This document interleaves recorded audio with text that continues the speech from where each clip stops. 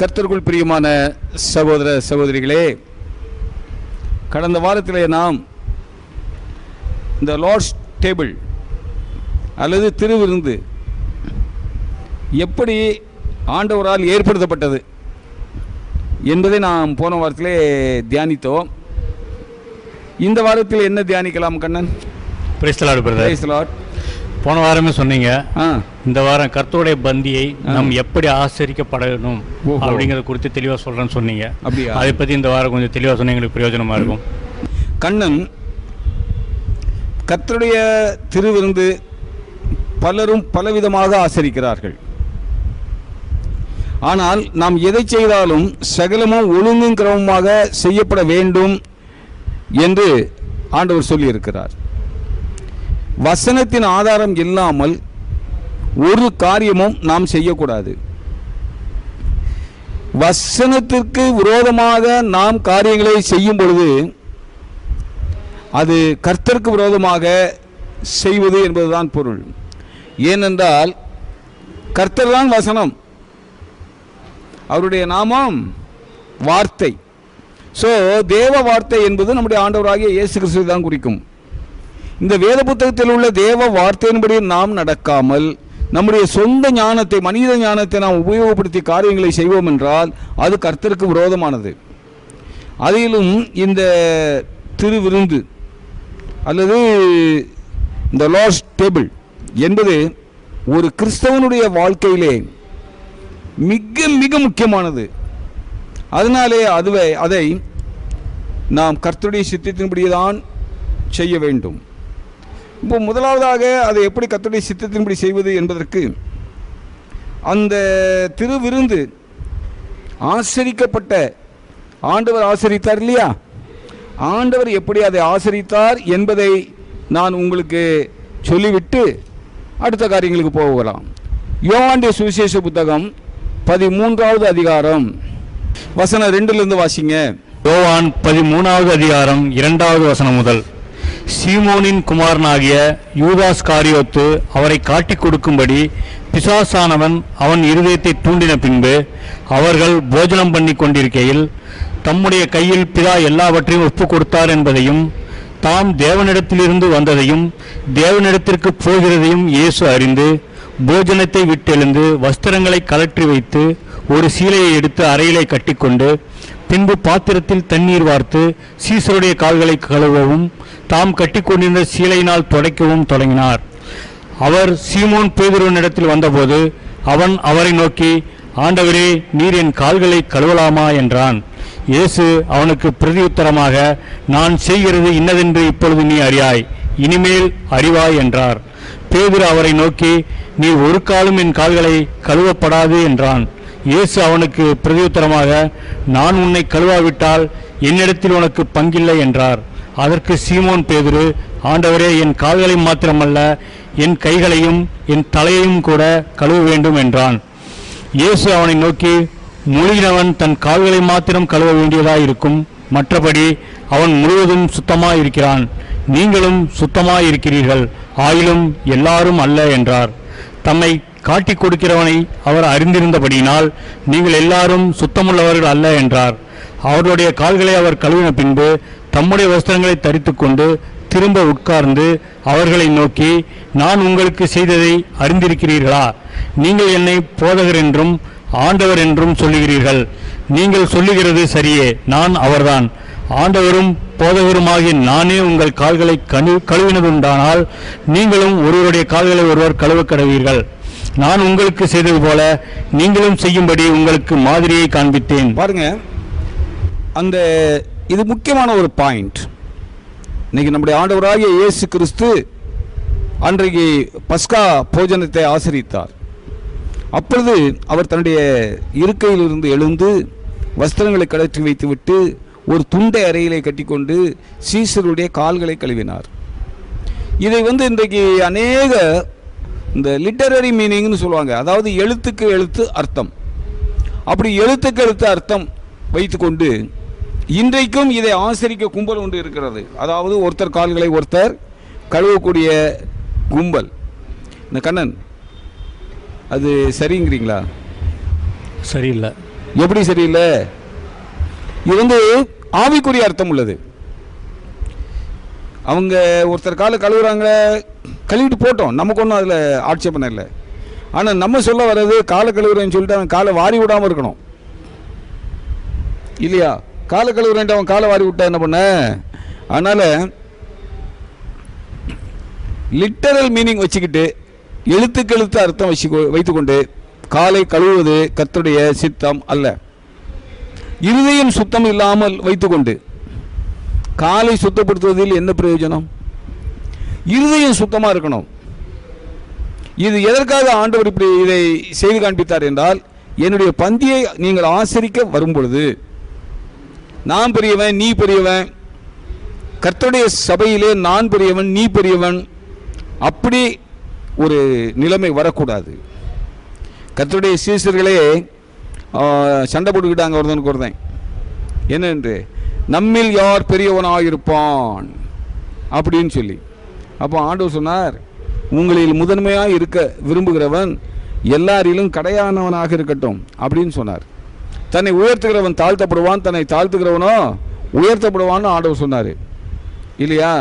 அப்போ கர்த்தருடைய பந்தியை ஆசரிக்க வந்திருக்கும் பொழுது நான் என்கின்ற அகந்தை உங்களை விட்டு அகல வேண்டும். நான் என்கின்ற அகந்தை இருதயத்தை விட்டு அகன்ற பிறகுதான் கர்த்தருடைய பந்தியை ஆசரிப்பதற்கு அல்லது கர்த்தருடைய திருவிருந்திலே பங்கு கொள்வதற்கு நாம் தகுதி உடையவர்களாவோம்.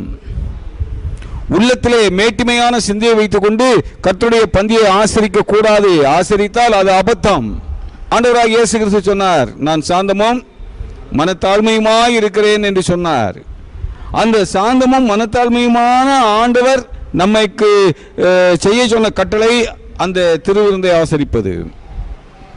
அப்படி இருக்கும் பொழுது நாம் முரட்டாட்டம் உள்ளவர்களாக, தானுக்கு நின்ற அகங்காரம் உள்ளவர்களாக, ஆணவம் உள்ளவர்களாக அந்த பந்தியை ஆசரிக்க கூடாது.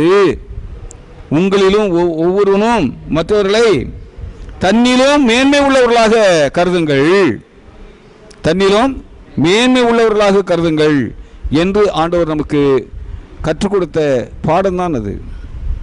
அதனாலே கர்த்தருடைய திருவிருந்தை ஆசரிக்கும் பொழுது நம்மை நாமே சோதித்து அறியணும்.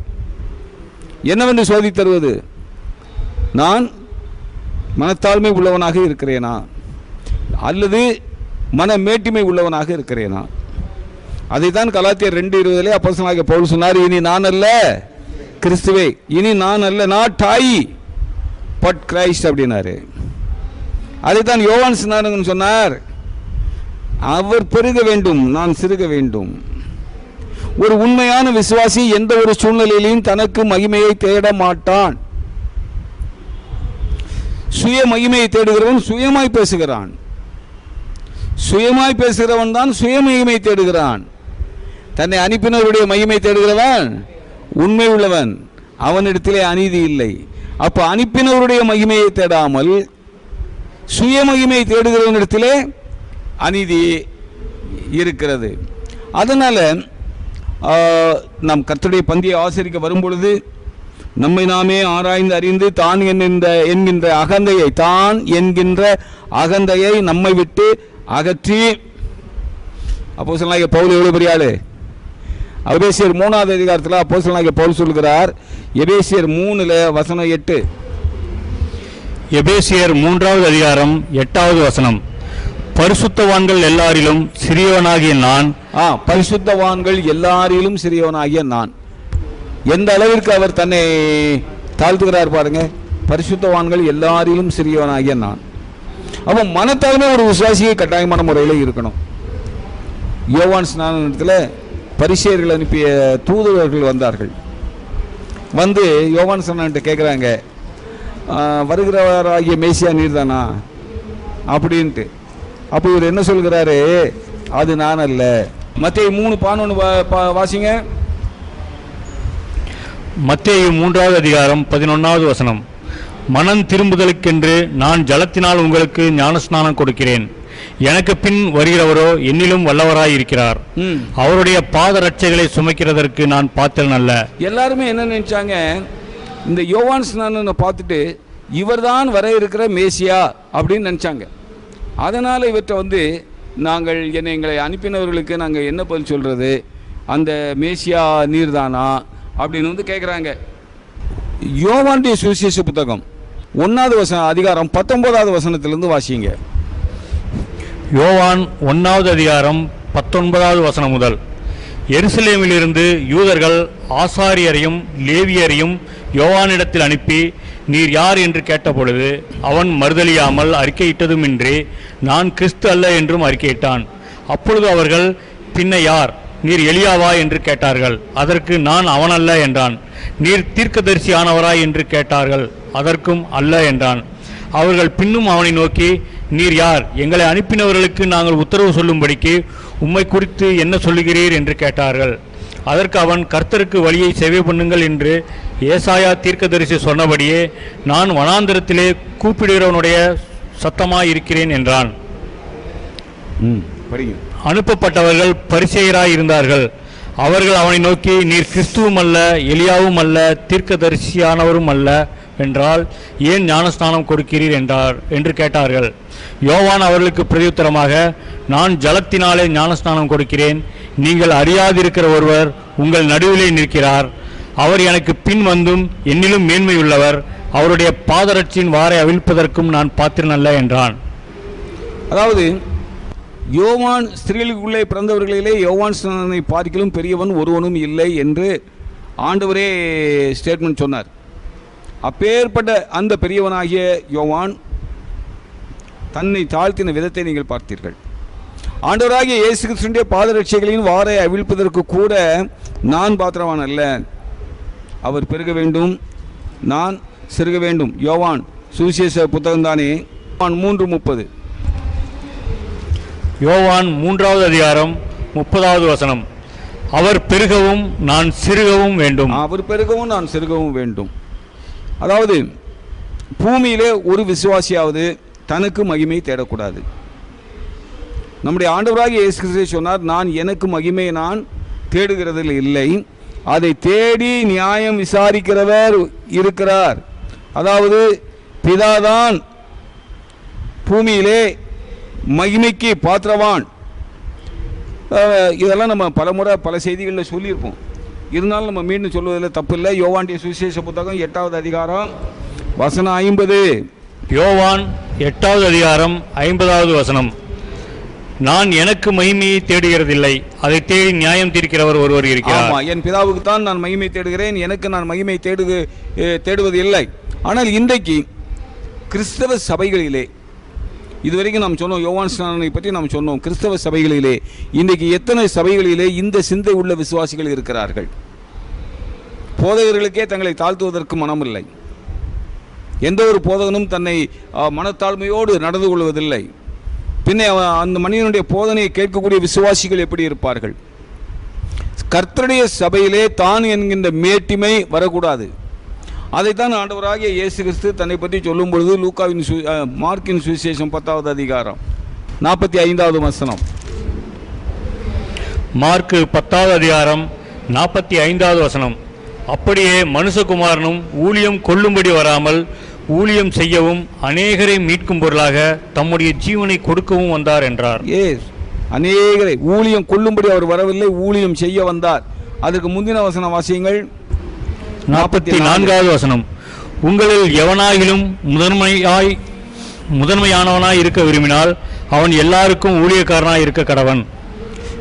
முதன்மையாக இருக்க வேண்டும் என்கின்ற எண்ணம் கர்த்தருடைய சபையிலே கர்த்தருடைய பிள்ளைகளுக்கு வரவே கூடாது. அப்படி எவனுக்காவது அப்படி ஒரு எண்ணம் வந்தால் அவன் ரட்சிக்கப்பட்டவனே அல்ல.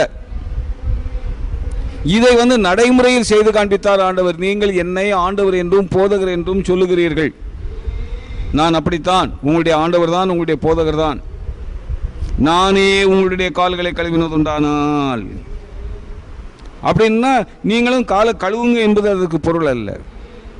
எவ்வளவு மனத்தாழ்மை இருக்கும் என்றால், நான் என்னுடைய வஸ்திரங்களை கழற்றி வைத்துவிட்டு ஒரு துண்டை இடுப்பிலே கட்டிக்கொண்டு அறையிலே கட்டிக்கொண்டு உங்களுடைய கால்களை நான் கழுவினேன். நான் இங்கே பிரிஸ்டேஜெல்லாம் பார்க்கல. இதில் ஒரு பெரிய பியூட்டி என்னன்னு கேட்டிங்கன்னா, அவரை காட்டி கொடுத்த யூதாசையும் அவர் கால் கழுவினார். யூதாசுடைய கால்களை கூட அவர் கழுவினார். நம்மளை போல ஆளாக இருந்தால் அவன் பேசக்கூட மாட்டோம். அவர் அவனுடைய கால்களையே கழுவினார். எத்தனை மனத்தாழ்மையாக நம்முடைய தெய்வம் இருந்தார். அந்த கால்களை கழுவின சம்பவத்தை எப்போ செய்யணும்னா செஞ்சுருக்கலாம், இல்லை இனிமேல் எப்போனா செய்யணும் கூட செய்யலாம்.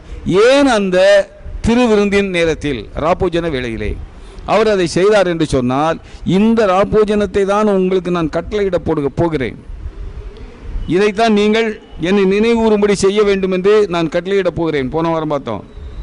அப்போ இந்த என்னை நினைவுறும்படியாக நீங்கள் செய்யக்கூடிய இந்த இரா விருந்திலே இந்த சம்பவத்தை நீங்கள் நினைத்து கொள்ளுங்கள். ஒருவனும் தன்னை குறித்து எண்ண வேண்டியதற்கு மிஞ்சி எண்ணாதிருங்கள். ஒருவருக்கு ஒருவர் மனத்தாழ்மையாக இருங்கள். ஒருவரை ஒருவர் கனமண்ணுங்கள். மனத்தாழ்மையோடு கூட தாழ்மை உள்ள இருதயத்தோடு. மனத்தாழ்மை வேற, தாழ்வு மனப்பான்மை வேற. ஆண்டவர் எந்த ஒரு இடத்திலையும் தாழ்வு மனப்பான்மை உள்ளவர்களாக நம்ம இருக்க சொல்லலை. நாம் ராஜாவின் பிள்ளைகள், தாழ்வு மனப்பான்மை நமக்கு கூடாது. ஆனால் அதே நேரத்தில் மனத்தாழ்மை நமக்கு இருக்க வேண்டும். ஒருவரை ஒருவர் நேசிக்க வேண்டும். அதற்கு தான் ஆண்டவர் இந்த சம்பவத்தை அந்த ராவிருந்து நேரத்திலே செய்தார். அதனால் அருமையான சகோதர சகோதரிகளே, கர்த்தருடைய பந்தியை நாம் ஆசரிக்க வரும் பொழுது நம்மை பற்றி எண்ண வேண்டியதற்கு மிஞ்சி நாம் எண்ணக்கூடாது. அப்படி நம்மை பற்றி எண்ண வேண்டியதற்கு மிஞ்சி நாம் எண்ணுவோம் என்றால், இதோ கோடாரியானது மரங்களின் வேர் அருகே வைக்கப்பட்டு இருக்கிறது. நல்ல கனி கொடாத மரமெல்லாம் வெட்டுண்டு அக்கினியிலே போடப்படும். நம்முடைய கிரியை, நாம் அக்கினியில் போடப்பட மாட்டோம். நம்முடைய கிரியைகள் கர்த்தருக்கு பிரியமான கிரியைகளாக இல்லாமல் இருந்தால் அவைகள் எல்லாம் பட்சிக்கிற அக்கினியிலே போடப்படும். அக்கினி அதை பட்சித்து போடும். நாம் ரட்சிக்கப்படுவோம். 1 Corinthians 3வது அதிகாரத்திலே அவன் கட்டினது அழிந்து போகும், அவனோ ரட்சிக்கப்படுவான், அதுவும் அக்கினியிலிருந்து தப்பியதைப் போல இருக்கும் என்று 1 Corinthians 3வது அதிகாரத்திலே எழுதப்பட்டதை ஞாபகத்திலே வைத்துக் கொள்ளுங்கள்.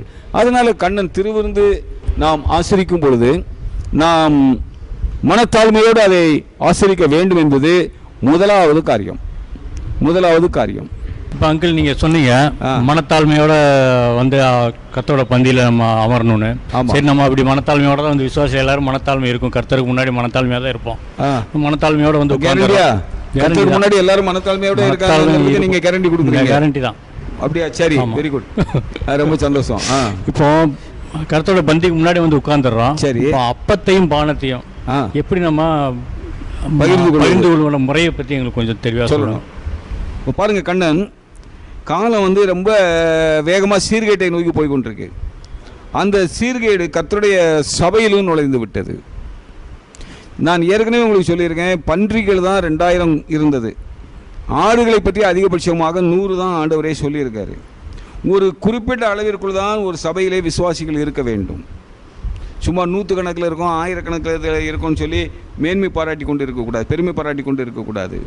ஏன்னு கேட்டிங்கன்னா, கர்த்தருடைய பந்தி இன்றைக்கி அநேக இடங்களில் என்ன பண்ணுறாங்கன்னா, கூட்டம் அதிகமாக இருக்குதுன்னு சொன்ன உடனே இந்த ஒரு அப்பம் டேபிளில் இருக்கும், அதை பிட்டு 4 தட்டில் வச்சுக்கிட்டு அல்லது 5 தட்டில் வச்சுக்கிட்டு அல்லது 2 தட்டில் வச்சுக்கிட்டு மோர் தென் 1 வச்சுக்கிட்டு அப்படியே அனுப்புவாங்க. இப்போ 2 தட்டே வருதுன்னு வச்சுக்கோங்க, பெண்கள் பக்கம் ஒன்று கொடுக்குறாங்க, ஆண்கள் பக்கம் ஒன்று கொடுக்குறாங்க. அப்படி கொடுக்குறப்போ எல்லாரும் ஒரே அப்பத்தில் பங்கு பெற்றார்கள்னு சொல்ல முடியுமா? சொல்ல முடியாது. ஆனால் வசனம் என்ன சொல்லுது? 1 கொரிந்தியர் 10வது அதிகாரத்தில் 1 கொரிந்தியர் 10:16-17 வாசிங்க. 1 கொரிந்தியர் 10:16-17. 1 கொரிந்தியர் 10வது அதிகாரம் 16வது வசனமும் 17வது வசனமும். நாம் ஆசீர்வதிக்கிற ஆசீர்வாதத்தின் பாத்திரம் கிறிஸ்துவனுடைய இரத்தத்தின் ஐக்கியமாய் இருக்கிறதல்லவா? நாம் பிற்கிற அப்பம் கிறிஸ்துவனுடைய சரீரத்தின் ஐக்கியமாய் இருக்கிறதல்லவா? அந்த ஒரே அப்பத்தில் நாம் எல்லாரும் பங்கு பெறுகிறபடியால் அநேகரான நாம் ஒரே அப்பமும் ஒரே சரீரமாய் இருக்கிறோம். அதாவது நாம் எல்லாரும் ஒரு சரீரத்தின் அவயவங்கள். அதனாலே நம்ம 2 பாத்திரம் 2-3 பாத்திரங்களில் வச்சு அப்பத்தை அனுப்புறது, பானத்தை அனுப்புவது, இதெல்லாம் தகாத செயல். நாம் ஒரே சரீரத்தின் அவயவங்கள்ங்கிறப்போ நம்ம ஒரே, இப்போ ஒரு டம்ளரில் திராட்சை ரசம் வருதுன்னா அந்த ஒரு டம்ளரில் தான் எல்லாரும் பங்கு கொள்ளணும். அதே போல் ஒரு தட்டில் ரொட்டி அப்பம் வருதுன்னு சொன்னால் அந்த ஒரு தட்டில் தான் நம்ம வச்சு பகிர்ந்து கொள்ளணுமே தவிர 4 தட்டு 5 தட்டு வைக்கிறது அபத்தம். அது வசனத்துக்கு அப்பாற்பட்டது. அதுபோல் என்ன பண்ணுவாங்க, டேபிளில் ஒரு பெரிய ஜக்கில் ரசம் வச்சுருப்பாங்க. எடுத்து கொடுக்குறப்போ அதுக்கப்புறம் ஒரு 4-5 டம்ளரில் ஊற்றி அவங்க எடுத்து கொடுப்பாங்க. ஏன்னு கேட்டால் ஒரே டம்ளரில் எல்லோரும் பானம் பண்ணிட்டு வரணும்னு சொன்னால் டைம் ஆகுமா? எதுக்காக வந்திருக்குது? அதுக்காக தானே வந்திருக்கு. அந்த பந்திய ஆசிரியர் தானே மெயின், அதுக்காக தானே வந்திருக்கோம். இந்த ஆராதனை என்பதே பந்தி தான், கர்த்தருடைய ராபோஜனம் தான், அல்லது திருவிருந்து தான், அல்லது கர்த்தருடைய பந்தி தான். இதுதான் ராபோஜனம், இதுதான் ஆராதனை. மற்றபடி கர்த்தரை துதிப்பது ஸ்தோத்திரிப்பது நம்ம எப்போ வேணாலும் பண்ணிக்கலாம். அப்போ நம்ம வந்ததுடைய நோக்கமே கர்த்தருடைய ராபோஜனத்தை ஆசரிக்க வேண்டும், கர்த்தருடைய திருவிருந்தை ஆசரிக்க வேண்டும், கர்த்தருடைய பந்தியை ஆசரிக்க வேண்டும் என்பதற்காக தான் நம்ம வந்திருக்கிறோம். ஆனால் அதில் டைம் செலவாகுதுங்கிறத பற்றி நம்ம சிந்தித்தோம்னா நம்ம வந்ததே வேஸ்ட்டு. இது உணர்வு பூர்வமாக உள்ளதோ சடங்காச்சாரமாக உள்ளதோ அல்ல, அறிவுபூர்வமாக உள்ளது, நன்றி உணர்வோடு கூடியது. நம்முடைய ஆண்டவர் நமக்காக ஜீவனையே கொடுத்தார், அவருடைய சொந்த சரீரத்தை பிக்க ஒப்பு கொடுத்தார். அதற்கு நாம் நன்றி செலுத்தும்படியாக, அவருடைய கட்டளைக்கு கீழ்ப்படிபடியாக. போன வாரம் கூட சொல்லியிருப்பேன், ஆண்டவர் நம்ம இடத்துல வேற எதையுமே கேட்கல, எந்த ஒரு கட்டளையும் நமக்கு கொடுக்கல, என்னை நினைவு கூறும்படியாக இதை செய்யுங்கள்னு சொன்னார். அதுதான் ஆண்டவர் நம்மகிட்ட கேட்டுக்கொண்ட ஒரே காரியம். அப்படி இருக்கப்போ அதில் நேரம் அதிகமாகிடும். அதனால நாங்கள் 4 தட்டில் அப்பத்தை கொடுக்குறோம். நேரத்தை மிச்சப்படுத்துறதுக்காக 4 டம்ளரில் நாங்கள் திராட்சை ரசத்தை கொடுக்குறோன்னு சொன்னால் இது கர்த்தருடைய திருவிருந்தே அல்ல, கர்த்தர் சொன்னபடி நாம் செய்கிறதே அல்ல. இப்போ நம்ம பிள்ளைக்கு ஒரு வேலையை விடுறோம், நம்ம பையன்கிட்ட இந்த வேலையை செய்யடாங்கிறோம். எப்படிப்பா செய்யணும் அப்படிங்கிறான். நம்ம சொல்கிறோம், மகனை இதை இப்படி செய், இதை இப்படி செய்ய அப்படின்ட்டு. கடைசியில் அவன் என்ன பண்ணுறான், அவன் விருப்பத்துக்கு செய்கிறான் ஞானமாக. அது எப்படி உருப்படுமா? அதில் நம்ம மகிழ்ச்சி அடைவோமா? நான் உனக்கு என்னடா செய்ய சொன்னேன், நீ என்னடா செஞ்சுருக்கிற, அப்படி தானே கேட்போம். இப்போ அதே தான் இதுவும் ஆண்டவர் நம்மளை கட்டாயம் கேட்பார் பரலோகத்தில் நம்ம போகிறப்போ. நான் என்னுடைய பந்தியை நீ எப்படி ஆசரிக்கணும்னு நான் சொன்னேன். ஒரே சரீரம், ஒரே சரீரம், இந்த ஒரே அப்பத்தில் பங்கு, இந்த ஒரே பாத்திரத்தில் பங்கு. அப்போது எதற்காக இவங்க 4 டம்ளரில் 5 டம்ளரில் வச்சுக்கிட்டோம்? அந்த அளவுக்கு நீங்கள் கூட்டம் கூடி வரும்பொழுது அதிகமான கூட்டம் உண்டாயிடுதுன்னா சபை சந்தோஷத்தோட, ரெண்டாவது பிரிந்து கொள்ளலாமல், அதற்கு வேதத்தில் எந்த விதமான தடையும் கிடையாத, சண்டை போட்டுக்கிட்டு தான் பிரியக்கூடாது, மனமகிழ்ச்சியோடு பிரியலாம், அதில் தப்பே கிடையாது. சரியா? அதனால நாம் ஒரு சரீரத்தின் அவயவங்கள்ங்கிறப்போ ஒரு டம்ளரை தான் நான் குடிக்கிற டம்ளரில் தான் நீங்கள் குடிக்கணும், நீங்கள் குடிக்கிற டம்ளரில் தான் அவர் குடிக்கணும். டம்ளர் காலி ஆகிடுது, டேபிளில் இருக்கிற ரசத்தை திரும்ப அந்த டம்ளரில் ஊற்றி எடுத்துக்கணும். இது வரைக்கும் புரிஞ்சுதா? பல டம்ளர் பல தட்டு கூடாது. இன்னும் சில இடங்களில் பார்த்தீங்கன்னா வாய் வச்சு குடிக்க மாட்டாங்க, தூக்கி ஊற்றுவாங்க. ஏன்னா அவர் வாய்ப்பட்ட இடத்துல ஏன் வாய்ப்படக்கூடாதான், அது சுகாதார சீர்கேடாம். என்ன ஞானம் இவங்களுக்கு? இந்த ஞானத்தெல்லாம் கொடுத்தது யாரு? வேத புத்தகத்தில் சாத்தானே நீ மிகுந்த ஞானமுள்ளவன்னு ஆண்டவரே சொல்லியிருக்கிறாரு. தீர்சீதோ ஞானங்களை விட உன்னுடைய ஞானம் பெரியது, தானியேலின் ஞானத்தை விட நீ ஞானத்திலே பெரியவன்னு பழைய ஏற்பாட்டில் எசேக்கியேல் தீர்க்கதரிசன புத்தகத்தில் சொல்லப்பட்டிருக்குது. சாத்தானின் ஞானம் நமக்கு அவசியம் அல்ல, தேவ ஞானம் தான் நமக்கு தேவை. இவர் என்னுடைய சகோதரன், நான் அவருடைய சகோதரன், இவர் என்னுடைய சகோதரன். இப்போ ஊரில் நான் ஒரு எக்ஸாம்பிள் சொல்கிறேன். இப்போ ஊரில் நாங்கள்லாம் வாழ்ந்த காலங்களில் கூழ் கஞ்சி தான். இப்போ ஒரு பாத்திரத்தில் வச்சு நான் ஒரு கஞ்சியோ கூழையோ கரைச்சி நான் குடிக்கிறேன், மீதம் விழுந்துருது. இதை கொண்டு குப்பையில் ஊற்றுவாங்க, உடனே என் தாயோ என் சகோதரனோ என் சகோதரியோ அதை சாப்பிடுவாங்க, எச்சி கிச்சின்னு பார்க்க மாட்டாங்க. ஏன்னா நாம் ஒரு குடும்பத்தில் உள்ளவர்கள். அந்த சிந்தனை ஏன் கர்த்தருடைய சபையில் உள்ளவர்களுக்கு வரக்கூடாது? வரணும்ல. அப்படி வந்தால் இந்த மேலே தூக்கி ஊத்துறது வருமா? இங்கேயும் விட இன்னும் கொஞ்சம் ஒரு முன்னணிக்கு போயிட்டாங்க சிலர், ஆளுக்கு ஒரு கப்பு. இன்னும் ஒருபடி மேலே போய் என்ன பண்ணுறாங்க தெரியுமா? இந்த ஜெல்லி மிட்டாய் பார்த்துருக்கீங்களா? ஒரு சின்ன பிளாஸ்டிக் கப்பில் மிட்டாய் இருக்கும். அந்த பசங்க அந்த எப்படியோ பண்ணி அதை சாப்பிடுவாங்க. நான்லாம் அதில் விருப்பம் கிடையாது, அந்த பழக்கமும் கிடையாது. அந்த ஜெல்லி மிட்டாய் கப்பாட்டம் எம்டி கப்பை ஒவ்வொரு கையிலையும் கொடுத்துட்டு ஒருத்தர் அதில் கொஞ்சம் கொஞ்சம் ஊற்றிக்கிட்டே போவார் ஜெல்லி மிட்டாய் கப்பில். இது கர்த்தருடைய பந்தியா? இது கர்த்தருடைய பந்தியா? இல்லை இல்லை இல்லை. அதாவது ஒரே பந்தி கப்புலையோ ஒரே தட்டிலையோ அப்பத்திலேயோ ரசத்திலேயோ எல்லாரும் பங்கு கொள்றதில்லை. அவங்கவுங்களுக்கு ஒரு தனித்தனி பங்கு செப்பரேட்டாக கொடுத்துருவாங்க. அதை இவங்க யூஸ் பண்ணாங்க. இதையும் விட ஒருபடி மிஞ்சி போயிருக்காங்களாம் சில இடத்துல. கேட்டில் நீங்கள் உள்ளே என்ட்ராகிறப்போவே உங்கள் கையில் என்னப்பா பேக் பண்ணி கொடுப்பாங்களா, ஒரு அப்பத்துண்டும் ஒரு டியூப்பில் ரசமும். இப்படி ரொம்ப மனவருத்தத்தோடு பேசுகிறேன். கர்த்தருடைய பந்தியை அவமானப்படுத்துகிறார்கள், கேவலப்படுத்துகிறார்கள். கர்த்தருடைய பந்தி என்று சொன்னால் ஒரே டம்ளரில் தான் எல்லாரும் வாய் வச்சு அந்த ரசத்தில் பானம் பண்ணணும். ஒரு தட்டில் தான் அப்பம் வரணும். அந்த அப்பத்தை தான் எல்லாரும் பிக்கணும். நான் பிச்ச அப்பத்தை தான் நீங்களும் பிக்கணும். நான் ஒரு தட்டில் பிக்கிறேன், நீங்கள் ஒரு தட்டில் பிக்கிறீங்கன்னு சொன்னால் இது ஒருமைப்பாடே இல்லை, ஒற்றுமையே கிடையாது. நான் ஒரே சரீரத்தின் அவயங்களும் கிடையாது, ஒரு தகப்பனுடைய பிள்ளைகளும் கிடையாது. இன்னைக்கு இந்த தவறை செய்யாத சபையே கிடையாது. நம்ம பிரதர் அண்ட் சர்ச்சுன்னு சொன்னால் எல்லாருக்கும் நல்ல சத்தியம் தெரியும்னு நினைக்கிறோம். இப்படி நம்ம நினைக்கக்கூடிய நம்முடைய பிரதர் அண்ட் சர்ச்சிலேயே இந்த கேவலமான காரியம் எல்லா இடங்கள்லையும் நடக்கு. இது தவிர்க்கப்பட வேண்டும். மனித ஞானம் கர்த்தருடைய சமூகத்தில் பிரவேசிக்க கூடாது. கர்த்தருடைய ஞானமே பிரவேசிக்க வேண்டும், மனித ஞானம் பிரவேசிக்க கூடாது. கர்த்தருடைய பந்தி இன்னொரு மேட்டர்னு சொல்றேன். இந்த கர்த்தருடைய பந்தி என்பது நம்மை பொறுத்த வரைக்கும் நம்முடைய பஸ்காவாகிய கிறிஸ்துவை நாம் நினைவு கூறுகிறோம். நமக்காக அடிக்கப்பட்ட பஸ்கா, கிறிஸ்து நமக்காக அடிக்கப்பட்ட பஸ்கா. இப்போ அவரை நாம் நினைவு கூறுகிறோம். அந்த பந்தியிலே புளிப்பு உள்ள அப்பம் இருக்கலாமா?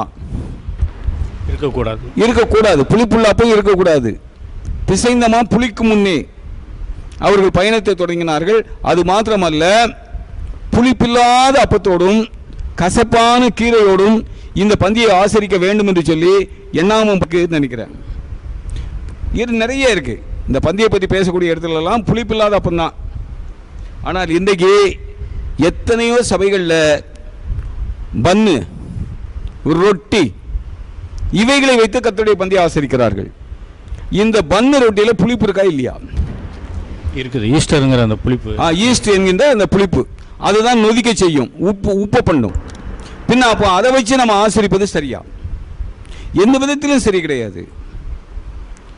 நாம் நம்முடைய சபையில் கூட ஒரு அநேக ஆண்டுகளுக்கு முன்னதாக இந்த பன்னு தான் வச்சு கர்த்தருடைய பந்தி ஆசரித்தோம்.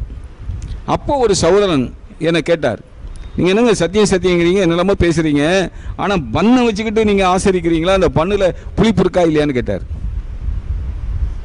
உடனடியாக நான் உணர்ந்தேன், கர்த்தரிடத்தில் மன்னிப்பு கேட்டேன். அன்றைக்கே அந்த பண்ணை மாற்றிவிட்டு, அன்றைக்கேன்னா அது முடிஞ்சு போச்சு கதை. அடுத்த பந்தியில் பண்ணை மாற்றிவிட்டு இந்த கோதுமை மாவில் சப்பாத்தி ஆட்டம், அதுக்கு பேர் என்ன, ரொட்டி, அதை செய்து கர்த்தருடைய பந்தியிலே வைத்தோம்.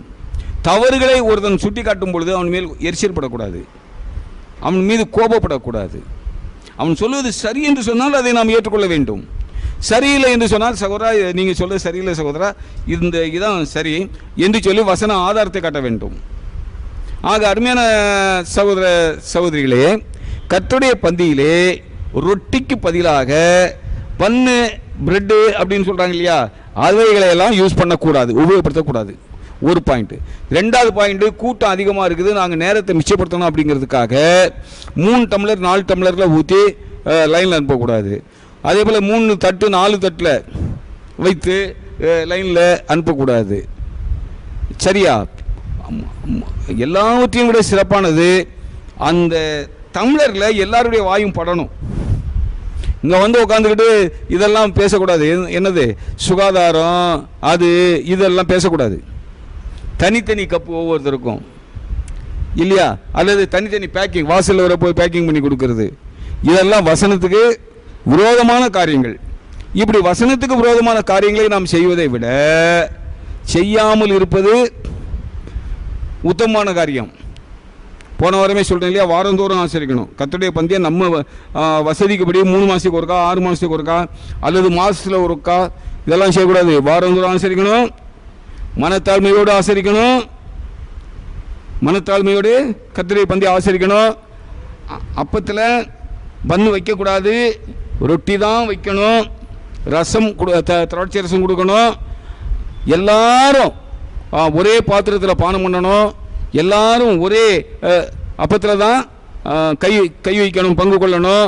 தனித்தனி சின்ன சின்ன கப்பு வச்சுக்கிட்டு கொடுக்கறது, வாசலில் வரும்பொழுதே ஒரு பாக்கெட்டில் போட்டு இருந்தால் எடுத்துக்கிட்டு போ அப்படின்னு சொல்கிறது, இதெல்லாம் கேவலமான காரியங்கள்.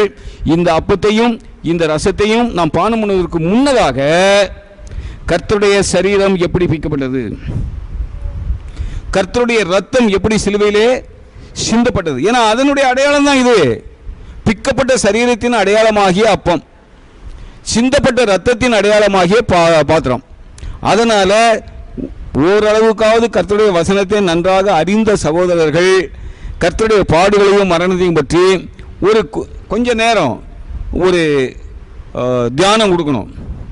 கூடி வந்திருக்கிற ஜனங்கள்லாம் அந்த தியானத்தை கவனமாக கேட்டு தங்களுடைய இருதயத்தை எல்லாம் சிலுவைக்கு நேராக ஏறெடுத்து அந்த பயபக்தியோடு கூடிய நிலைமையிலே இந்த பந்தியை ஆசரிக்க வேண்டும். என்ன கண்ணன் நல்லா புரிஞ்சதா? இன்னும் கூட இதில் சொல்ல வேண்டிய பாயிண்ட் இருக்கு. கர்த்தருக்கு சித்தமானால் நான் அடுத்த வாரம் அதை உங்களுக்கு விவரித்து சொல்கிறேன். கர்த்தர் தாமே நம்ம எல்லாரையும் ஆசீர்வதிப்பாராக. ஆமேன்.